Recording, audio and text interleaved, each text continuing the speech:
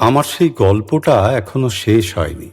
শোনো, পাহাড়টা আগেই বলেছি ভালোবেসেছিল মেঘকে, আর মেঘ কিভাবে শুকনো খটখটে পাহাড়টাকে বানিয়ে তুলেছিল ২৬ বছরের ছোকরা, সে তো আগেই শুনেছ। সেদিন ছিল পাহাড়টার জন্মদিন। পাহাড় মেঘকে বললে, আজ তুমি লাল শাড়ি পরে আসবে।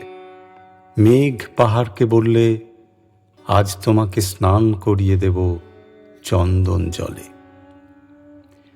ভালোবাসলে নারীরা হয়ে যায় নরম নদী, পুরুষেরা জ্বলন্ত কাঠ।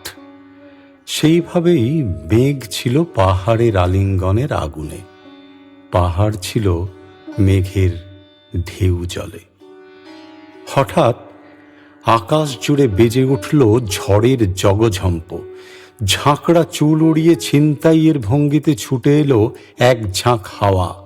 মেঘের আঁচলে টান মেরে বললে, ওঠ ছড়ি, তোর বিয়ে। এখনো শেষ হয়নি গল্পটা। বজ্রের সঙ্গে মেঘের বিয়েটা হয়ে গেল ঠিকই, কিন্তু পাহাড়কে সে কোনোদিনই ভুলতে পারল না। বিশ্বাস না হয় তো চিরে দেখতে পারো পাহাড়টার হাড় পাঁজর। ভিতরে থই থই করছে শত ঝর্ণার জল।